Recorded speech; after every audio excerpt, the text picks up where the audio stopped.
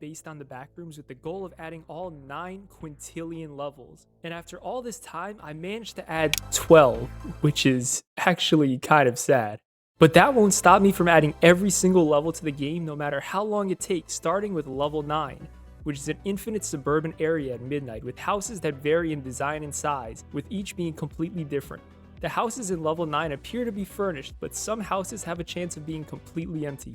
So I started off by drawing up a layout of the level and then blocked it out and added houses, roads, and foliage, and then adjusted the lighting to make it look like the references. And for the inside of the houses, I added these washed out textures, creepy lights, and dirty furniture to give it an eerie atmosphere. And I'm not really an environment artist, so it's probably going to be a little rough around the edges, but I think it'll work out for now. So this level is a class 5 danger level and contains entities such as death moths, smilers, skin stealers, hounds, wretches, and Jerry, who's the only one of the entities that I haven't added to the game yet and is actually really important in lore. And since everyone is asking me to add more story to the game, Jerry is an extremely powerful entity who can literally control your brain. Survivors that make physical contact with Jerry will be affected by his indoctrination abilities and will worship Jerry like a god and start chanting phrases for hours on end like, "All hail Plankton! All hail!" After a few hours, they'll disappear into the shadows of Jerry's room, where they'll remain until they choose to exit and spread the word of Jerry while acting like mindless zombies. So if you've ever wondered why the AI in this game is so stupid, it's because they're under Jerry's mind control, and definitely not because of my terrible coding skills. So according to the wiki, the mind-controlling, all-powerful Jerry can be physically described as a blue parrot. Yes, this is actually canon. The most intimidating entity in the entire Backrooms lore is a 3-pound bird. And no, I'm definitely not going to add this to my game. But what I will add is a brand new entity only found in level 9 known as the Neighborhood Watch, which is a hostile entity that looks like a giant walking eyeball and will attack on sight. So I added this awesome model to the game and made it walk around patrolling the neighborhood for players. Now if you do happen to get spotted by a Neighborhood Watch, then you have 2 options. So the first option is that once it starts running towards you and reaches full speed, it'll only have limited control of its movement and won't be able to make sharp turns, so you can lure it towards you and then quickly juke it. But I'm gonna be honest with you, I would not recommend trying it. Your other option is to go inside the houses, but the problem is that this level is a class 5 danger level, so not only do you have to worry about a giant menacing eyeball chasing you outside the houses, but you also have danger lurking around every corner inside the houses too. So just in case you haven't kept up to date with the entire Backrooms encyclopedia, once explorers get lost in the backrooms and lose all their sanity, they transform into wretches after undergoing many extreme changes due to completely unknown causes. Hey kid, never smoke crack. The only way to stop someone from turning into a wretch is with an immediate dose of almond water, and turning into a wretch happens in 3 stages. In the first stage, you'll feel mostly fine but start to feel slightly itchy. In the second stage, you'll start to get some red spots on your skin, and in stage 3, well, you don't want to know about stage 3.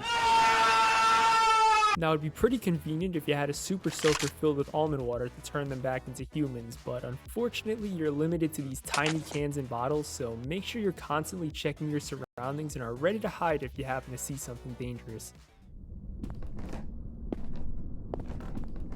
So according to the wiki, the level also contains an abandoned meg base, so I modeled it out and made it look really rundown and abandoned, and unlike the hub which is completely safe, this one is definitely not, so make sure you don't choose this level to be the one you go AFK in.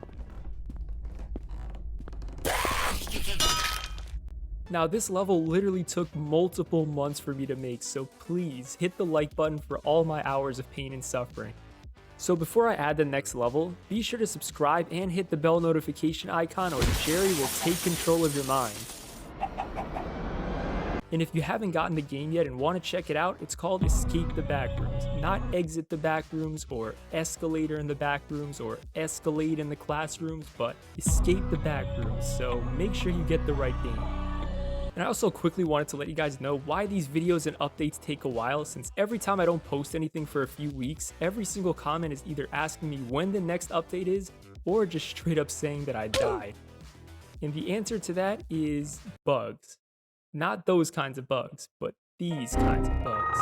So when you have a multiplayer game with tons of different levels, you're always going to make mistakes, especially if you're a dumbass like me, and even some of the smallest features that seem like they'll only take a few hours to make end up taking weeks to be fixed up. So huge shout out to all the playtesters who were brave enough to help me test the game, because if it wasn't for their courage and sacrifice, your computer would probably explode as soon as you launched the game.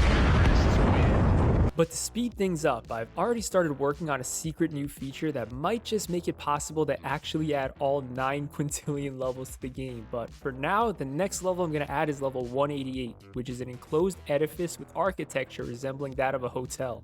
A large courtyard-like area is present in the center of the level, surrounded on all sides by numerous small, square-shaped windows on each wall. Most windows in level 188 are obscured by curtains. However, certain windows may become visible on occasion, each seemingly looking into different locations. So I modeled out the main area and adjusted the lighting to make it look like the reference, and I was originally going to model out all the window interiors until someone told me that I can use something called interior cube mapping instead, which is basically where you take a cube, flip it inside out, and then stuff a bunch of pictures inside there, and if you squint from far away then it kinda looks real or something. I honestly don't really know how it works, but it definitely helps save a ton of time. Until I realized that every single one of these windows was eventually going to be another level for me to add. Now the good news is that I still have a ton of plans for this game, and my next focus is going to be polishing all the existing levels, fixing all the bugs, and adding replayability, so that way you're not just beating the game once and then uninstalling it until I add new content. So things like a player progression system, a mission system, and maybe even a couple secret endings and levels that need to explore and solve Easter eggs to find, which I think can definitely help the game out. Oh, and remember those game modes I talked about a really long time ago? Yeah, well, for everyone out there who's been waiting for them, those are going to be coming too. And speaking of fixing bugs, if you've played the game recently, then you probably noticed that voice chat was disabled because of an engine bug so complex that even the team behind the engine was like, yeah, I'm not fixing that, it's way too hard. So I decided to use a custom voice engine that lets me add things like having your actual teammates' voices coming from skin stealers, and also being able to add filters on top of voices like a walkie-talkie filter, an underwater filter, an echo filter, and a running for your life from a deadly entity filter, which will all come in the full release along with a brand new character model, which honestly should have been taken care of a while ago, but